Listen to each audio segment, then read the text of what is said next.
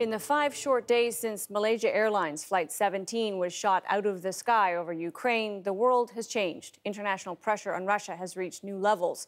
A stern demand to dial down the tensions between Ukraine and the pro-Russian separatists who've been accused of firing the fateful missile.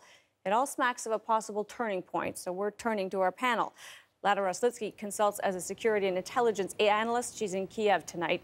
Van Hampson is the Director of Global Security and Politics at CG. He's in Ottawa. And here in Toronto, Janice Stein, Director of the Munk School of Global Affairs. We'll hear from them in a moment, but first, some quick background. But so far, at least, Russia has failed to take that path. As Western powers voice their disapproval, Vladimir Putin has been getting cheers at home. A Gallup poll taken before the MH17 disaster put his approval rating at 83%, a return to his all-time high in popularity. Now he could face pressure from all sides. Today, EU foreign ministers toughened sanctions against Russian decision-makers. We are going to go further. The EU put off more substantial measures, like a possible arms embargo, to later this week. Existing U.S. sanctions are already taking a toll on Russia's billionaire oligarchs. The country's richest man is said to have lost $2.5 billion because of them. But even those powerful tycoons are afraid to speak out against Putin. Today, Putin said Russia will try to influence Ukraine's separatist rebels to allow a proper investigation of the crash site. Все, что в наших силах, повторяю, мы, конечно, будем делать. Is he trying to appease the West and head off new sanctions? If the EU follows through on tougher sanctions this week, could that finally sour the Russian people on Putin's performance? Most important, could it finally be the turning point in the Russia-Ukraine conflict? Good questions. Time for some answers. All right, I want to start, Janice, I'm going to start with you. It seemed as though there was a real shift in the rhetoric when it came to what the EU was saying about Russia, and yet when it came down to it today, we didn't get new sanctions. We got an extension on some old ones. So, Janice, is anything really changed in the way the EU will approach this, in your view?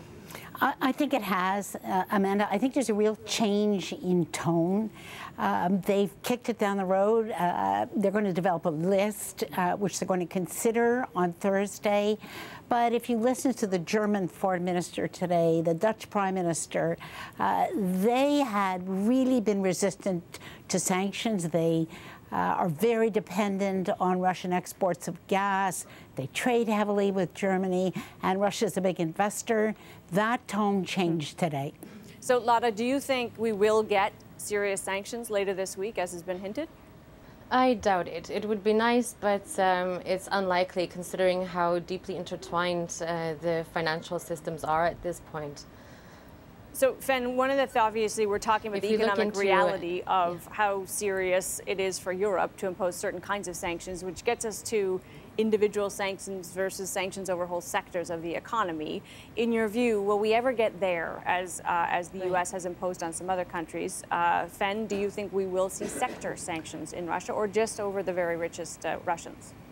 Amanda, I'm very skeptical. I mean, the European leaders have, as Janice said, been dialing up the rhetoric.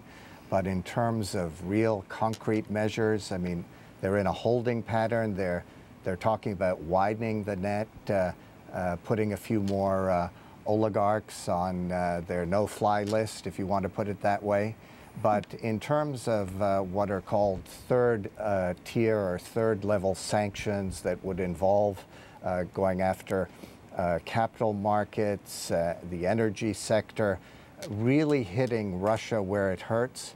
We're not seeing much evidence of that. Now, they've talked about asking the European bureaucrats to come up with lists of possible measures, but it's all just rhetoric, I'm afraid. All right, Lada, I want to come back to you and ask, we don't know yet for certain the role Russia played in the plane coming down. But it does seem as though there's likely to be some kind of role. And certainly, as you've heard from the U.S., Putin is being held accountable regardless. Is that a bit of a game changer no matter what? Does that actually change his kind of authority in the world because of this incident? I think that if we look at the situation of Russia, that Russia is playing right now in Ukraine, it's a very serious one, and it's violating a slew of international laws.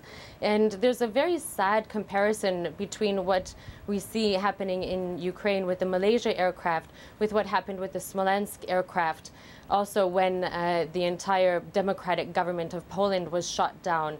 And again, the Russians were so-called carrying out an investigation.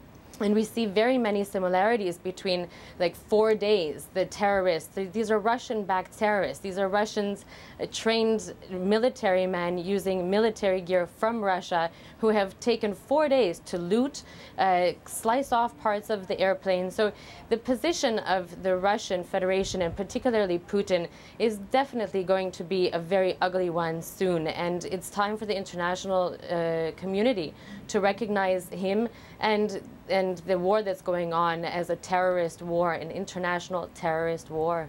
Janice, would you agree that this has changed Putin's power internationally? Yeah, I think it really has, Amanda. First of all, there will be an international investigation.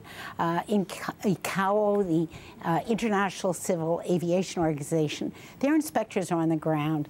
Yes, the site is contaminated. Yes, evidence has been removed. But these are sophisticated inspectors. There is a lot of debris, and they will be able to piece together the story, no matter how much Russia tries to interfere. Secondly, when you get the kind of discussion that you got in Europe today, and Fenn is right, it's still rhetoric, but when you get that kind of discussion, that's sobering for Putin. This is about signals, it's about messages, and there is a significant change in tone. It's not going to hurt him at home, but I think he's going to dial down his behavior in Ukraine. So, Fenn, would you agree with that? That because it doesn't seem like anything can hurt him at home, is this going to change the way he behaves because the international community seems finally to have a kind of concerted front on this? Well, the problem is that Putin is enormously popular at home. The Russian people are being subjected to an intensive media propaganda campaign. I mean, they're being told that the Ukraine military was responsible for shooting down this aircraft. So I don't see it hurting him at home. And furthermore, in terms of his behavior, we heard today that there are arms that are still crossing the border. It's not even clear to me what Western leaders, as they talk about sanctions, are asking Putin to do. Is it to allow OSC and ICAO inspectors, as Janice said, to go in and inspect what is already a contaminated site? Is it to promote a ceasefire?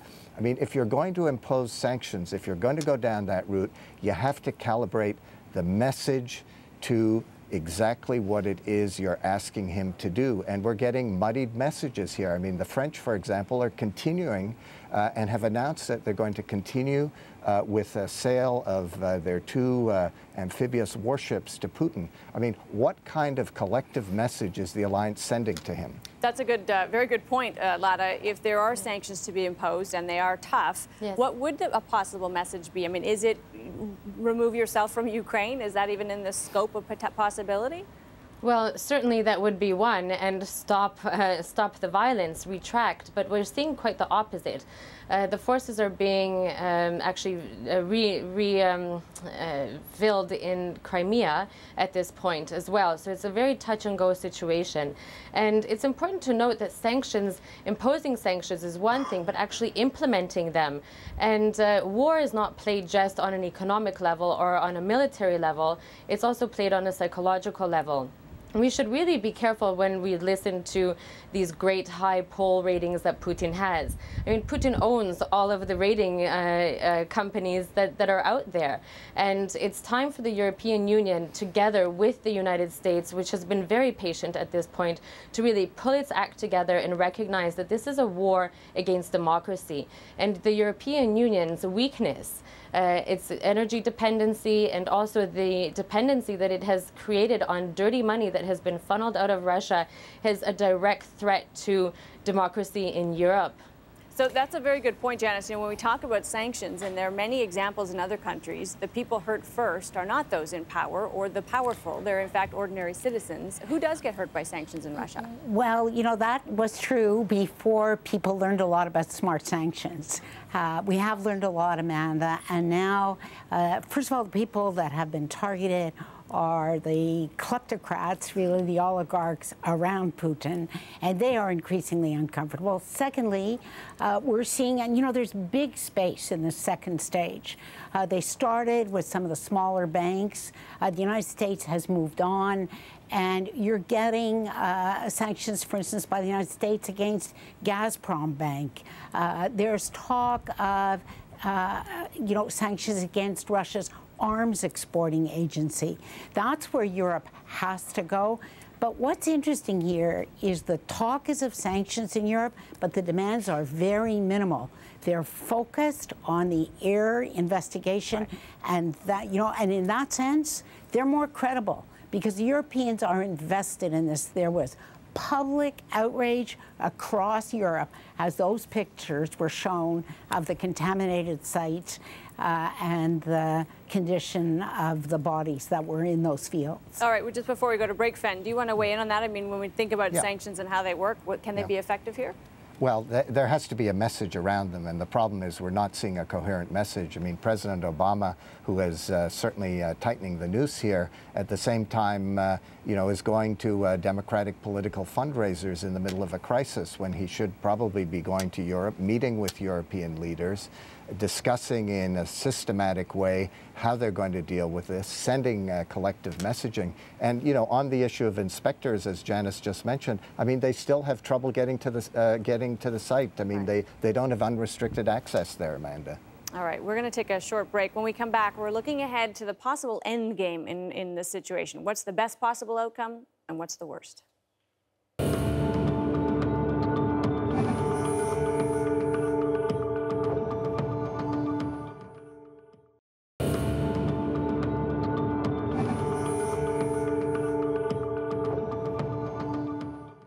And we're back with our Turning Point panel. Lada Roslitsky is with us from Kiev. Fen Hampson is in Ottawa. Janice Stein here in Toronto. And I want to ask all of you what may be an impossible question, so forgive me. But Lada, one thing that we don't know and haven't known is what is Putin's end game? And this goes back to, obviously, well before MH17, back to Crimea. What's your view? Right. Well, Putin's end game is definitely the destruction of democracy and the breakdown of the European Union through its Eurasian project. He will not stop. And it's important to note that while everybody's trying to hurt Russia, what about helping Ukraine? This is where the front is at this time for the democracy of the free world. The worst case scenario is very, very bleak for the entire planet. Best case scenario is Ukraine defends its borders. The perpetrators are brought to justice either in the International Criminal Court or in The Hague. Ben, what's your view? What does Putin really want?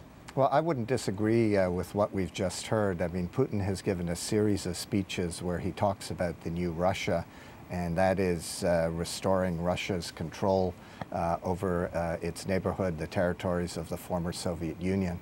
But I think the real issue we're dealing with here is not so much with motives, but how do you deal with the bully in the play yard and or the playground? And I think the real challenge here is to stand up to him in a coherent way. And there is, I think, an opportunity around this crisis to stiffen Western resolve. Janice, what's your view? I think the end game is, let me be a little less apocalyptic. I think the end game is to destabilize his near neighbors, to stir the pot, but to hang back while he's stirring the pot and have as much deniability as he can. This crisis, I agree with Fen, is a real opportunity, Amanda, to stiffen European resolve. So we will succeed if we stop him in his tracks at this point. If he thinks hard about sending the kinds of missiles he sent over the border to Ukraine in the future, if in fact he guarantees the security of the inspectors, if at some point he has to confront the fact that the actions that he has indirectly or directly provoked have caused outrage in Europe, and that will threaten Russia's economic future. All right, let's talk quickly about best and worst. Milada, you talked about the best and the worst. Is one possible worst, and this has a lot of people worried, because we've seen in history what happens when you do confront the bully in the play yard who has nationalist tendencies and expansionist tendencies. There is a worst-case scenario that really does go well beyond just one other country. Do we need to worry about that where Putin is concerned? Yes, we must pay very close attention to Syria, particularly with the sale of the Mistral ship via France, because Russia has been feeding arms through its port in Syria, and also Venezuela and Cuba. Russia is playing a very serious role in destabilizing the situation in Venezuela, and this will impact energy relations with the United States and eventually Canada. One more thing, let's not forget that in the Arctic we have a pretty serious, significant amount of Russian troops there right now as we speak. All right, Janice, I'm going to let you finish with the possible best. Give us some reason to think of there's some optimistic outcome here. I mean, people do learn. We know that, Amanda, and it's entirely conceivable that Putin will be sobered by what he's wrought over the last 5 days, both the scope of the tragedy and the rhetoric that is coming out of Europe, that he will pull back and he will be far more careful. All right, we've got to leave it there. Our thanks to all of you for being here. Lada Roslitsky, consultant in security intelligence analysis, Sven Hampson, director of global security and politics at CG, and Janice Stein, director at the Munk School of Global Affairs.